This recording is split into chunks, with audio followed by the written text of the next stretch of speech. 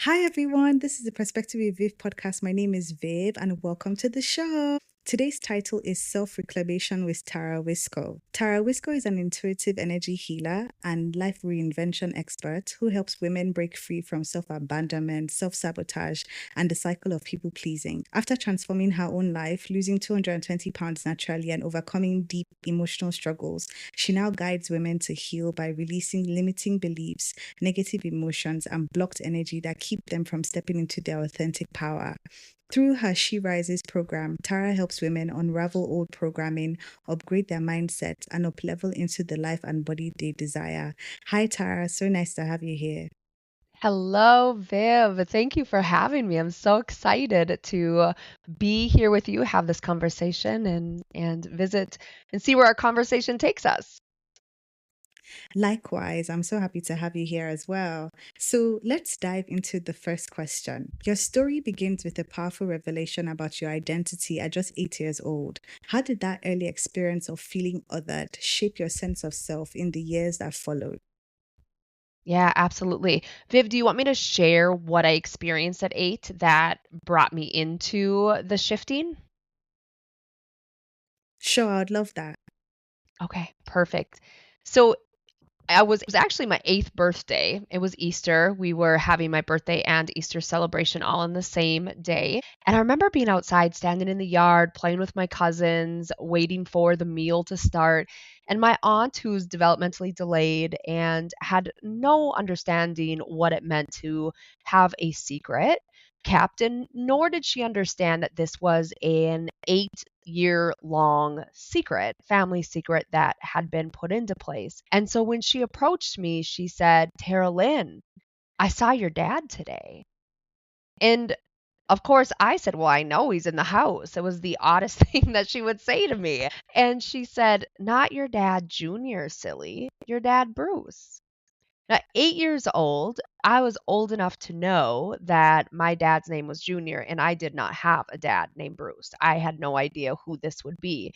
And so I discovered that on that day and days to follow, as I began to ask questions, that my dad, Junior, was actually my stepdad. And I had a biological dad who had chosen to not be part of my life. He had, in fact, asked my mom to abort me when he found out about me and had essentially rejected me from his life. And I have to say, I did meet my dad, my biological dad, Bruce. I did meet him when I was 12. Yeah, he passed when I was 15 of cancer, and he was an amazing man in my life. And he did have a lot of regret for the choices that he did make. I think it's really important that I do share that as well and not just leave it hanging like he was this terrible guy who didn't try to rectify what he had done. But on that day and the days to follow at 8 years old, discovering this big secret that had been kept from me, a number of things happened, Viv. Number one, I started to realize how different I looked and acted from everyone else in my family. So, for example, my mom and my dad, my stepdad will always be dad. That's just what it is. My mom, my dad, and my two sisters were blonde hair and blue eyes. Now, the listeners that can't see me, right? Viv is like, oh my God, look at you, girl. Yeah. Very dark brown hair and very dark brown eyes. Also, darker skin complexion compared to the very Norwegian Swedish genetics of my family. So as I started to look at pictures, I realized, wow, there is one person who does not belong, and that was me. And not only did my visual, my image, my appearance start to be very aware to me that it didn't belong, was my personality. I'm very loud. I have a unique, quirky sense of humor. My whole personality is just me. And nobody else in my family could even match it and come close to it. So this day, to answer your question, discovering that on that day and then starting to pick those things out of differences and realizing that this is the best way to explain it. This puzzle piece somehow in manufacturing got put in the wrong puzzle box. That's how I started to see it. And then I started to think, if I don't look like them and if I don't act like them, they're going to kick me out. they're not going to want me. My dad already did that. He didn't even see me. He didn't even know me. He already got rid of me. So this family will do that too. So I began to, at a very young age, 8, 9, 10, all the way up to the age of, honestly, until probably a year and a half ago, I spent over 3 decades trying to always fit in to not be abandoned. And then moving into meeting my dad, this takes a story a whole another depth of craziness, traveling 5.5 hours. And I step out of that car, Viv, and I still remember to this day being 12. And for the very first time, and it still brings me to such deep emotion, I knew exactly where I belonged in my appearance, in my personality, everything, all the way down to the dreadful knees that my dad gave me. I was like, that is who gave me these damn things. And so I felt like visually and personality wise, I fit in perfect, but I couldn't let myself be there because I still believed that they would abandon me if I wasn't perfect in all ways. Wow, thank you for sharing that. I can imagine how deep that is to even like be open about that. And I can see where, in not wanting to be abandoned by this family that you felt you didn't belong to, you didn't even look like them or act like them, you would Hmm. need to overperform to be loved, to be accepted, to be Yeah. part of the community. So I totally understand that. You've spoken about living a life that didn't feel like your own. What did that look like? And when did you realize it was time to rewrite the story? Yeah. Wow. This, for so much of my life, I would continue to say, something's missing in my life. I don't feel like I am who I'm supposed to be. I don't feel like I'm doing what I'm supposed to be doing. And it was an uphill battle in everything that I did. And so I started to realize that I was living the wrong life. And what I mean by that is the missing piece was me. I had no idea I was the missing piece.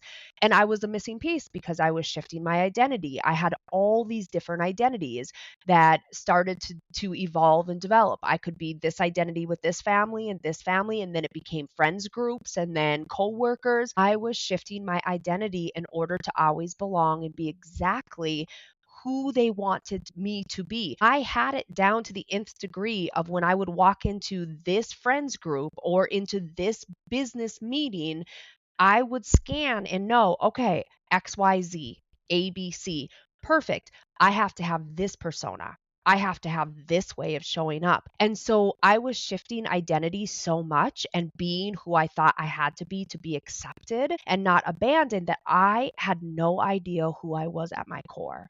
And because of that, I was missing. And when you aren't your truest version and you have no idea who you are, it is impossible to be living the right life because you're not showing up authentically. There's no truth to how you're showing up. And so for me, when I started to connect with it, as they always say, it unfortunately ends up being most often for us a traumatic life experience that brings you to the head of it and makes you realize and drop into it and say, whoa, hold on. And that's what happened for me. It'll be 2 years on June 3rd. I lost my baby sister from my mom's family. So one of the blonde haired girls. I lost Trisha. She was diagnosed with stage 4 bile duct cancer, and 5 months and 1 week later, I stood at the end of the hospital bed and we shut the machine off and we let her go. And in that moment, it all started to come to head for me very, very quickly of wow, she was 39 years old. She lived a great life, but a lot of limitations with a bone disease that limited her and didn't allow her to do a lot of the things that she wanted to do. She was limited to the number of children she could have because of the severity of the pregnancies. And I realized all the limitations that Trisha had, but yet, even though she had all these limitations, she lived all out in love and acceptance and just being herself. She was who she was. And if you didn't like it, she didn't care. And that is where my business came into an alteration or a change of be the change you need. Of I had to become the change I needed within in order to finally show up in my life and live the life that I wanted to live. I was waiting for permission. I was waiting to know that I wouldn't be abandoned. And when I was doing that, I was keeping myself stuck at the bottom of the cellar, and nobody was coming to dig me out because it was nobody's job but my own to begin to dig myself out of where I had placed myself. And so, becoming the change that I needed by doing the inner healing work, by becoming aware of all the disconnect in my life and how my life wasn't what I wanted to be and why it wasn't what I wanted to be, brought me to stepping into this new calling of being an intuitive healer and life reinvention expert. And as much as my heart breaks every day that I know that I don't ever get to hear Trisha's voice again and I don't ever get to hug her again, I am so grateful that every day I know she's leading me in this journey, because it's because of her that I stepped into this calling and became who I am today. It was her push as the strong spiritual force in my life that made me come to realization that I was playing small and I was not living my fullest potential. Wow, thank you for sharing. I'm so sorry to hear about the loss of your sister. Thank you. I can totally relate when you said that you're waiting for permission, because I've been there. And it Mm, was through waiting for permission and realizing that no one was going to give me that permission, no one was going to save me or help me, that I was able to yeah. at least cultivate this podcast. Because that's why I created this podcast. Because I think a lot of times, like you said, so many things you said I relate to. I used to call myself a shapeshifter, because in any situation I could be what people wanted me to be. I could put on a facade, a mask, and be somebody else and keep who I really was for myself. And you have different experiences that cause you to be like, I can't do this anymore. And most times it's always visceral, it's always painful, but it Hmm. shocks your system into waking up and realizing that I need to do things differently. So I totally relate. And you say that self sabotage and self abandonment are at the root of so many women's struggles. What are the signs we might be abandoning ourselves without even realizing it? Absolutely. Again, we do this unconsciously. It's so important to know, and I learned this through my certification and studying to become an NLP practitioner, neuro linguistic programming practitioner, that we spend 95% of our time in this unconscious autopilot space. And what that means is that of our 67,000 approximate thoughts that we have a day, 95% of those are thoughts that are just rotating through our mind. And we have no idea the things that we're thinking or the things that we're saying to ourselves, because they have been conditioned within us. We've been programmed, and they're coming down through our if you believe in past lives, their past lives, the beliefs from there, or the thoughts or the functions that are coming through there, or passed down generationally, or their imprints, and they're imprinted upon us in this lifetime. And typically, they're mostly the largest portion of them are imprinted in our imprinting phase of 0 to 7 years old. So, in that, explaining that means that only 5% of our time is where we're fully conscious and aware. And that's where we're learning new things. And I share this because we don't have awareness that we are self sabotaging or that we are self abandoning, simply because we are so conditioned to do it that we don't know that what we're doing is actually not healthy for us. And it's one of the biggest ways to know is when you're going into something and you really start to tap into your emotions, how you feel about it. We shut our emotions down. We simply disconnect from them. And the reason why we disconnect from them is so that we can allow ourselves to keep showing up in the way that everybody else in our life wants us to show up. It's people pleasing. It's what we do, or it's imposter syndrome. It is what we do, but we shut these emotions down and we tell ourselves, you can feel your emotions when you're done doing all you need to do for everybody else in your life. But you're never done doing everything for everybody else in your life when you're in this space, so you never feel the feelings. When you make that conscious decision to say, before I say yes or no, I am going to tell myself, pause and count to 5 and let myself drop in, just drop into your body. Just see yourself coming into your body. Like I close my eyes and it's like seeing this shadow, this shadow body figure just coming into your body, and ask as you count to 5 and say, is this a yes or a no for me? And that's when you can start to understand if you feel like, oh my gosh, yes, this is excitement. This is like expansion. I want to do this. This is good. Or is it actually causing you to constrict? And when you think about doing it, you start to feel heaviness and sadness or sickness or dread.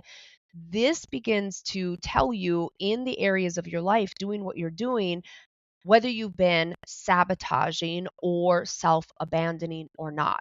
Now, other ways to look at it, when we are abandoning ourselves, when we're people pleasing, you're abandoning yourself because you're simply saying no to yourself and yes to everybody else.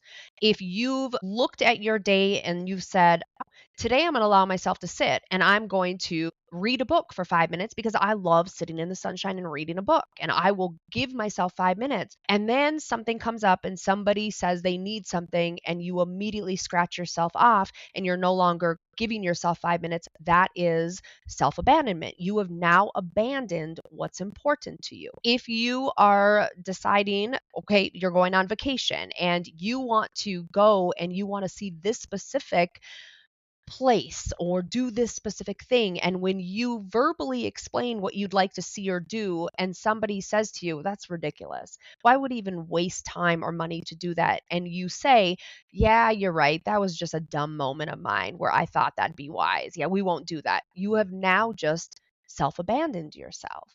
And when I say this, I am not saying this with judgment at all or shame or blame. It's for awareness purposes only because I did this all my life. All my life.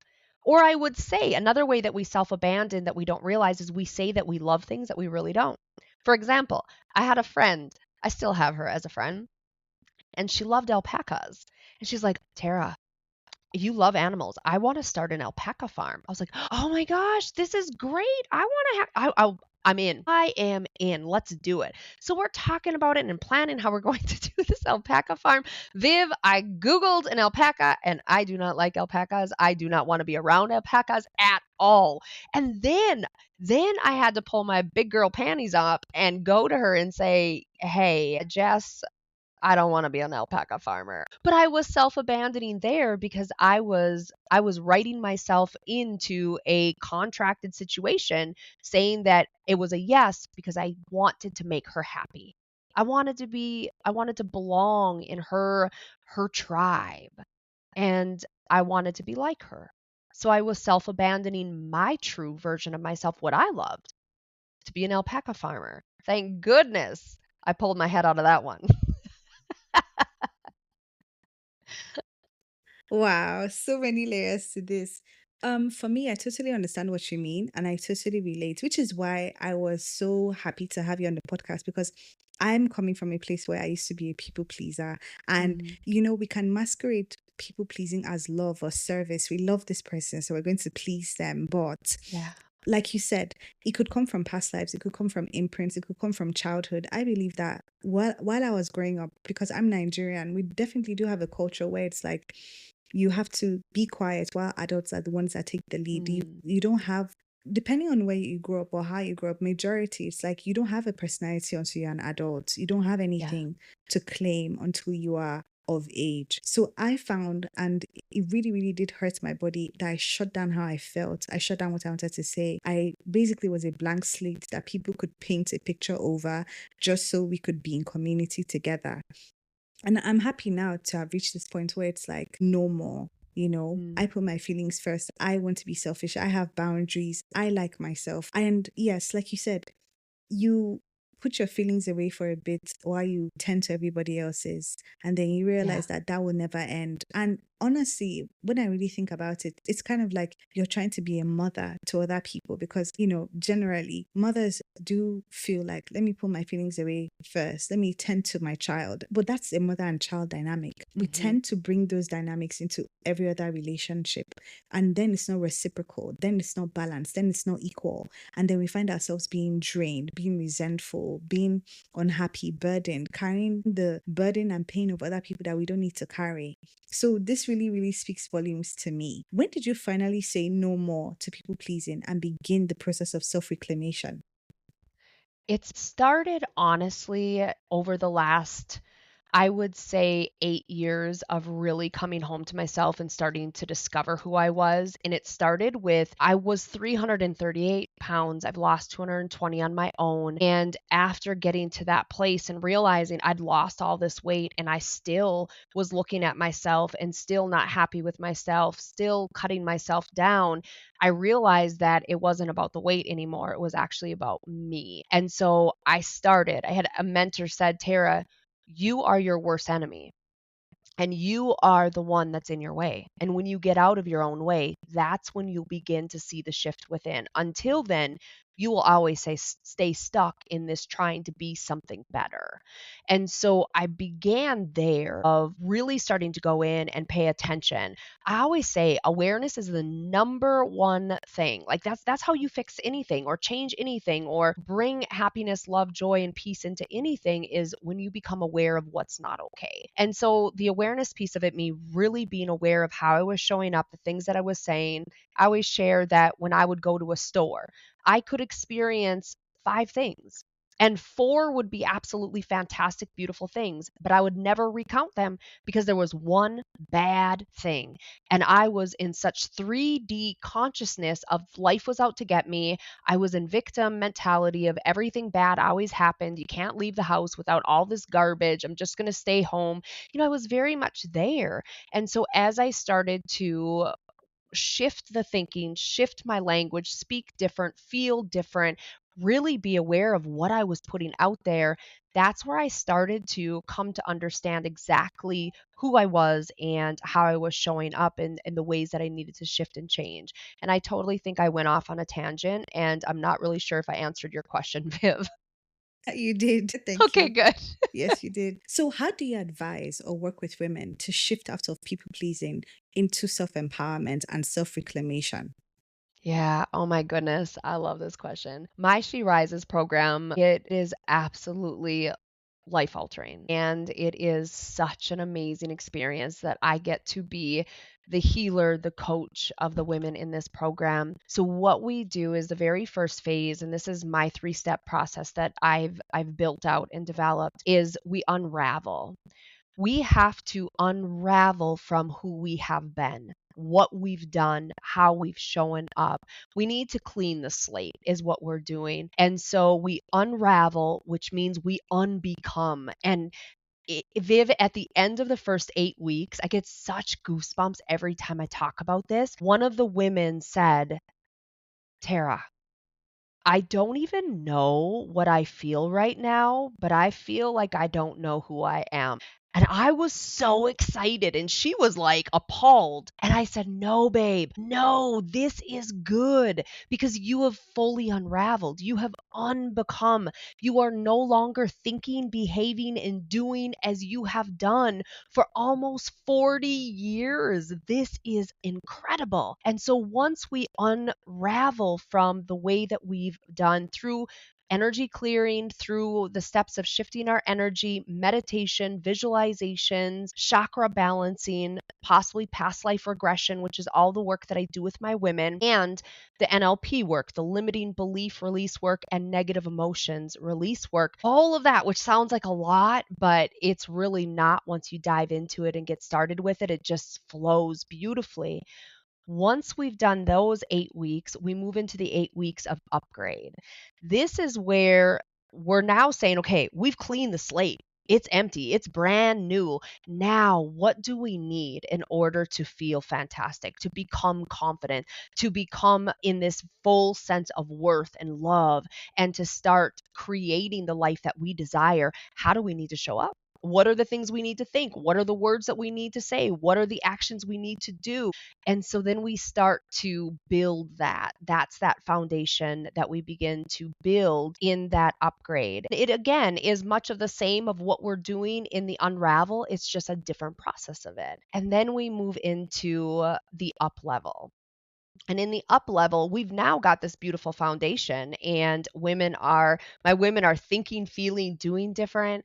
I have a woman in the program right now who was in a very, very domestic marriage. And I will not share details because it would be very triggering and also for privacy of my client. And This was a woman that did not believe that she would ever be able to smile and feel the smile, or that she would ever feel safe a day in her life. After coming into my program, she has went through a divorce and she has reclaimed her life. And just yesterday, she said, I feel so excited about my life. I could just explode.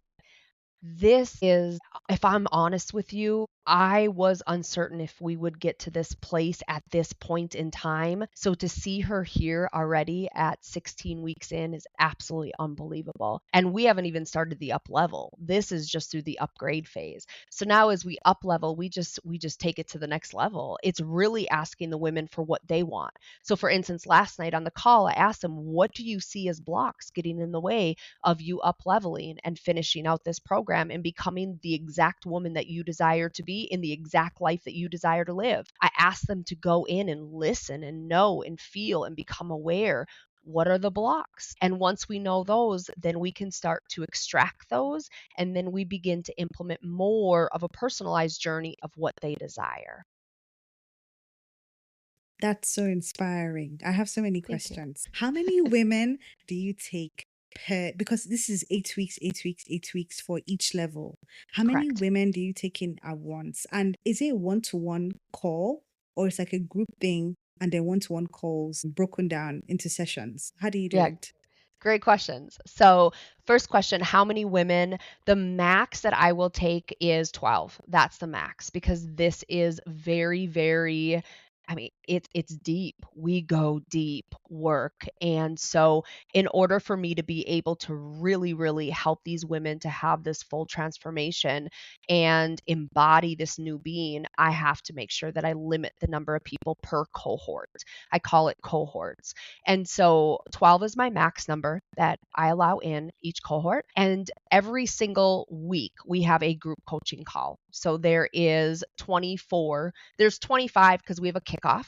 We have a kickoff the week before. So there's 25 group calls throughout the entire 6 months. And then when we go into the healing, much of the meditations are going to be in the modules because there's 24 weeks of modules where I'm training. So they go through the training of the week in the modules. Then we do our group coaching call. Some of the modules have the meditation built into it, so they listen to it there. Or I'll choose to do a group meditation together or a group visualization. I will do group energy clearings as a group together, so we'll drop into that, or different healings I will do as a group. But there is one-on-one because in a past life regression, I need one-on-one. Some of the deep energy work where I really need to intuitively drop into that woman to feel where it is. Where do I feel this energy? And allow myself to intuitively connect and see and know what it is. Is it male? Is it female? Why is it there? What is it doing? How is it disrupting her ability to live authentically? And then we bring it out. Then we extract it. That has to be done individually. So it's a mix and match. Oftentimes you hear that it has to be one or the other. I just cannot and I will not have either just group or just one-on-one because for me in the way that I coach, having it both in there, it's such a perfect meld. That's beautiful, honestly. And I do love past life regressions because they go in deep. Like you Yeah. said, we may bring things from past lives, or nowadays people call it parallel lives, and we don't know where it's coming from. But it's always nice to be able to go back and to help people Mm, release and heal those things that they don't know. So that's really interesting. But my yes. question is, how do you incorporate neuro linguistic programming into your coaching? How does it work? Yes. So in that, this is probably like I love all the work that I do, but the NLP is one of my most favorite modalities. So I do this one-on-one unless I do a breakout session where they all come in and then we just take one at a time. Like, okay, you're up. We're going to do your limiting belief and then you're next and then you're next. It's like I put you in the hot seat is kind of how it goes. Most times, though, I block off our sessions with each of the women right away in the beginning, in the first 8 weeks, which again is why I can only have 12 women in the cohort. And so, on the one on one, what we do is we've elicited their timeline. So, they've got their timeline of how they travel to the past and to the future. We've got that elicited. I know what their values are. Once I know their values, then we can dive in and start to uncover what their limiting beliefs are. Now, intuitively, I'm able to also be very aware because I connect with them, I pull them in with their permission. So I've got much of their thoughts circling through my head, but I ask them to bring it forward. So we'll uncover the limiting beliefs that are most prominent for them. For instance, any limiting belief with the word enough is very common. So I'm not good enough, I'm not worthy enough, I'm not pretty enough, I'm not successful enough, any of these enough, or deserve or things like that. So let's just say I'm not good enough. When we uncover, are you wanting me to really kind of talk about that, Viv, of like what I do? Okay. So we'll say I'm not good enough. What we do then is I actually bring them into a very slight hypnotic state of connecting with their subconscious mind. So I have them just ground in, I relax them, I do a little relaxation so that I relax them in kind of like a meditation, but a little bit deeper.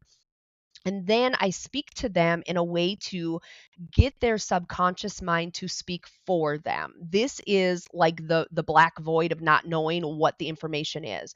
So for instance, I will say to them, if you were to know what is the problem or the origination of this existing problem, I'm not good enough, and then we go deeper. I've got a specific sentence that I say, and then I say, if you were to know, was it before, during, or after your birth?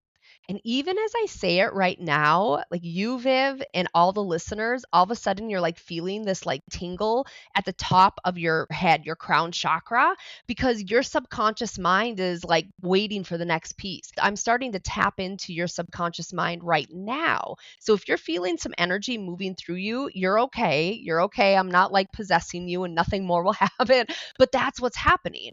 And so then their subconscious mind gives them the answer. So they'll either see before, during, after. Now, if they say before, I'm going to say in the womb or before. And if they say womb, I'm going to say, well, how many months in the womb? And then they'll give me the number. If they say before, I'll say past life or passed down to you generationally. And depending upon which one they'll say, I'll say, well, how many lifetimes ago or how many generations ago? And their subconscious mind knows every single bit of it. And once we have that, now I'll say, I'd like to ask your unconscious mind to float up in the air above your timeline and into the past and down into the event. That's where I take them right into the event where your subconscious mind is very symbolic and they connect with when it happened. So if it happened 5 lifetimes ago, they are right back there 5 lifetimes ago when that exact moment happened where they decided, I'm not good enough. Or if it's in the womb, or if it's during their birth, that's pretty self explanatory, which many people are like, well, I can't imagine. It happens so much. So many of my women's limiting beliefs were during their birth or after. It's going to be that imprinting phase of 0 to 7 years old. Never any time past that. Always in that phase, in that imprinting time. So then we do the timeline therapy of actually going into it, connecting with it, and then we go way, way, way in the past, far, far back before this ever occurred, and then we erase it or release it all the way back to now. And now I like to look at it as a file folder. This file folder that was once in your inner being, it was what you were thinking. I'm not good enough. So this is what blocked you from doing anything and everything. If you decided that you were going to apply for this job, all of a sudden you decided not to. Well, I'm not good enough. Just floated in and you're subconsciously said, you're not good enough to do this. Don't do it. You will not be accepted. You're going to fail at this. You're going to make yourself look like a fool. You've done it before. Don't do it. It's protecting you. It's not doing it to be mean, evil, any of it. It's just really protecting you because that's what your brain, your subconscious mind is meant to do. So now this file folder that was labeled, I'm not good enough, it's gone. It's not there. And so when we drop back into it, we're able to connect with it to find out what's that energetic charge. Most times it's 10 or higher. And when we release it, it's always going to be at that 1 or 0, which means it no longer exists within you. It's really, really powerful and incredible the shifts that start to happen when they no longer exist within you. No, it's powerful enough for me, what you've explained to me. And it's so profound in so many ways. I love how you divided the structure into unravel. Because when you said unravel, I felt shadow work, I felt stripping Mm, away, I felt transformation, looking deep into all the things that have held you back and just letting them go and then becoming nothing. And then you yeah. upgrade. That's when the new thoughts start to come in. That's when the new beliefs start to form. Possibly start to see who you really are. Then I take up level like, okay, go out there into the world and show us who you are and all of that. Yes. And yeah, no, your program sounds so powerful and so interesting. Like I'm Thank so you. interested in that. Wow. My next Thank you. question. Yeah. What do you mean by identity shifting? Yes, absolutely. So when we identity shift, kind of like you said, you're a shape shifter, right? That's where how you were, you're not that currently, but where you would have met yourself is as a shape shifter, constantly shifting and shifting and shifting. So when we go into identity shifting, that's where we begin to pull away from it. So what I mean by that is identity shifting is we're changing who we are in order to meet somebody and be accepted for whatever reason that we whether we want to fit in, whether we want to belong, whether we want to avoid pain or if we for instance my client that was in an abusive relationship, she would shift her identities when she was at work and come home, she would shift the identity of where she was at work to who she was at home in order to avoid the abuse that would come through. So we shift our identities in order to keep us safe, in order for us to not feel the pain or to have the fears that start to come up. We do that to protect ourselves and keep our life in as low maintenance mode as we can and we can experience the best of the best that we believe is available to us. Very powerful, extremely powerful. So many women are searching for something, but don't know what Mhm. it is. In your experience, what are they truly seeking and how can they find it within? Yeah, they're seeking themselves. That is what they're looking for. That at the end of the day, that is it. Everything that comes up and you're like, I don't know what's missing, you are missing. And to find it within is really taking that time. For me, I believe it's healing. When we start to heal inward and we start to understand the inner childhood traumas that are affecting us, the shadow work as you explained, when we start to understand the thoughts and the feelings and the emotions that are really rotating in us and are getting in the way and causing triggers to happen and sabotage to happen, when we begin to spend some time to get to know us and do that self discovery work and notice where we feel things are out of alignment or where we feel like life does not feel good. And then we start to ask ourselves, what would feel good? It's really about getting curious. We need to get curious. And we don't do that enough. We don't. I remember I'm also an elementary ed teacher. I don't teach currently, but I went to college to be a teacher. I know you're like, oh my God. See, this is why I'm a life reinvention expert because I have done all the things trying to find who I was. And so I remember having a professor talk to us when he was saying, when you have those young kids, 3-year-old kids that keep asking why, don't tell them to stop asking why because you're telling them to stop getting curious. We want to keep them curious. And so instead, he said, ask them, why do you think? And wow, like this absolutely again, the energy moves through me as I ask that. Because when we start doing that, when we start to question what's going on in our life and ask ourselves, how could this feel different? What can I do to make this feel different? That gives us the ability to start listening within because everything that you need is within you. Everything. Healing is not about becoming somebody new.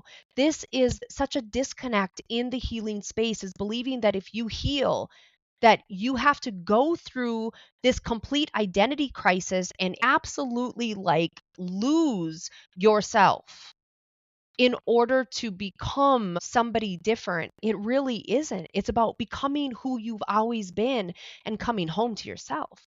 That's what healing is. Even in the unraveling, where you clear the slate, you're taking out what was never yours to carry anyway and allowing yourself to come home to you. That's how you find what you're looking for is you locate you. Put the GPS on and start going in and saying, who am I? Where am I? And how do I bring myself home? That's such a beautiful answer and so powerful as well. Honestly, wow. My last two Thank you. questions for you. What does it really mean to be an empowered woman in your own words? An empowered woman is a woman that does not wait for permission and makes choices for herself and decides what does her life look like. Even if somebody in your life doesn't like it, it is choosing to say, I'm not asking you to do what I'm doing, but I am demanding that you respect the choices that I'm making. That is one of the most powerful statements that I have learned to embrace and embody and use. Because prior to that, my life was what I thought it was supposed to be. I've always believed that God, the universe, the higher power, whoever you speak to, I speak to all three, made two people, two kinds of people. The people that were successful, the people that had the great body, the people that were smart, intelligent, that had all things. They were lucky. And then there was me, and I was none of that. I believe that, right? And so I would always wait to be given permission of what I should do. I remember applying for jobs and asking people, do you think I should apply for this? Do you think I should do this? Because I could not decide for myself. I would not give myself permission to blaze my own damn trail. So an empowered woman blazes her own trail and she decides what she wants and she does not wait for permission from anybody else. And if somebody says, I don't like that you're doing this, she doesn't blink or bat an eye and decide or question whether she should keep moving forward. She keeps moving forward even though her legs are trembling. Oh, wow. That's a beautiful answer. Perfect answer, actually. Wow. You know, some things you But can always tell when someone is like, how do I explain this? First of all, passionate about what they're talking about, passionate about what they do, because when they speak, there's this fire. And as they speak, it just enters your heart. And you're like, oh my gosh, is my heart chakra opening? Like, you're just, that's how I feel. Wow. That's how I feel. I Okay, last love it. question. Thanks. Listening right now, who feels lost, stuck, or unseen? What's the very first gentle step she can take today to begin coming home to herself? I love this.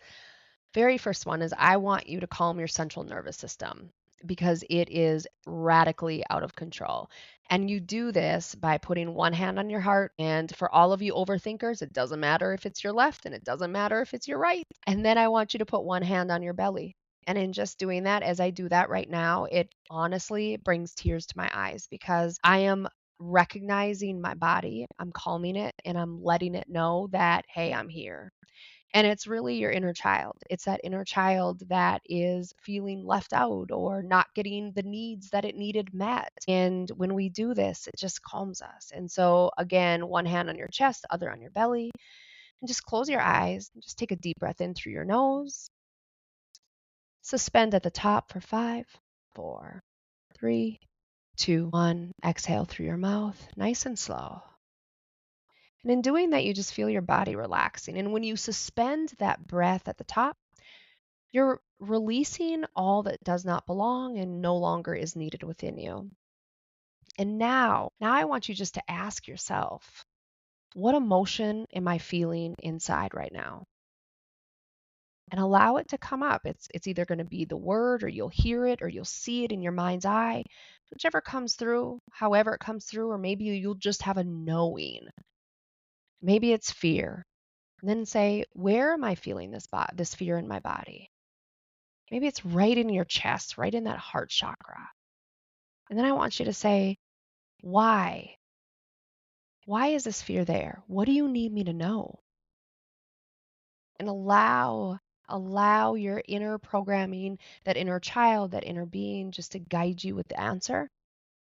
And once it's given you the answer of what it needs you to know, then ask it, what do you need me to do to feel safe right here, right now? And then allow the words to come through. And when you're done, take a deep breath in through your nose, exhale through your mouth, and journal. Please write this down. Please give yourself that 5 to 10 minutes, 15. Hell, if you want 60, take 60 minutes and journal that experience. That starts to bring you home because you start to be aware of the emotions that you're feeling within and why they're there. And the answers that you need are within you. You don't need to go to Google. You don't need to ask it, why am I feeling fear? Ask yourself because she will guide you. Thank you so much. Thank you for that. Thank you for all your answers. Thank you for your energy so You're much. welcome. Like I said, my oh wow, like yeah, you're speaking to my heart. Like Oh, genuinely, wow, like really, really, really I really enjoyed having this conversation with you. And I'm me pretty sure too. that any woman listening, any of my listeners would be like, wow, what a profound, beautiful episode. Thank you so much for sharing all of this with us. Yes, thank you. Thank you for allowing me to. And I've loved this time with you. I feel such a strong connection with you, and I appreciate it so very much. Likewise, likewise. Thank you so much for coming, and we hope to have you again sometime. Yes, that would be amazing. Yay! All right. Thank you, listeners, for listening. If you'd really like this episode, leave a comment on our Instagram and all our social media platforms. And I will definitely be attaching all of Tara's social media and website to the info box so you can check her out. Thank you so much. Bye, listeners.